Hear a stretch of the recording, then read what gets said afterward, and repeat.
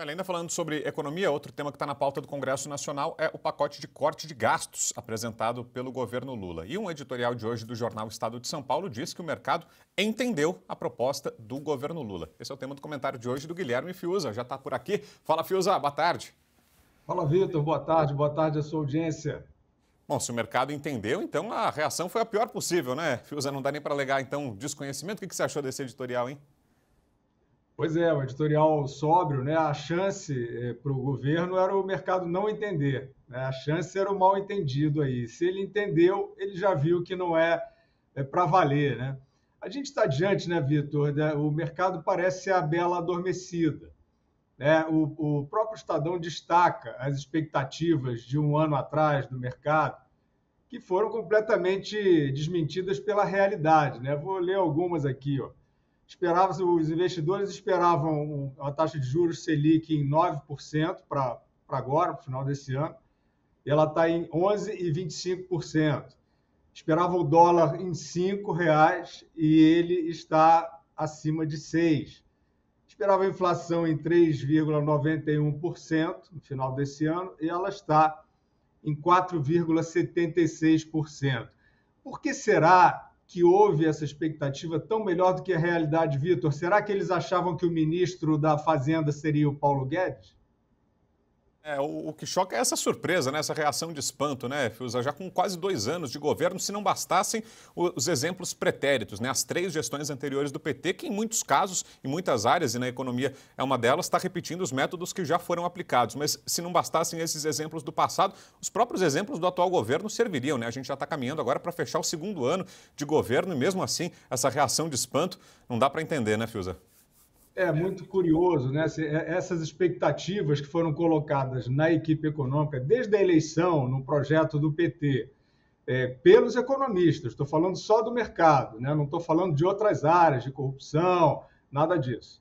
Essas expectativas elas são um material para estudo, né? De especialistas sérios, porque a gente não entende de onde veio esse otimismo, essa projeção de uma gestão macroeconômica responsável, consequente, etc. Mas o editorial do Estadão é bom e ele quebra também uma outra história, uma outra ladainha que sobrevém aí, porque vocês estavam falando agora da parte de tributação. É claro que esse grupo econômico sempre teve esse modus operandi, é gastar e tributar. E se tivesse uma novidade, né, uma surpresa, uma correção de rumo, a gente saberia por novos integrantes, né, das equipes, da equipe econômica, então não vimos nada disso.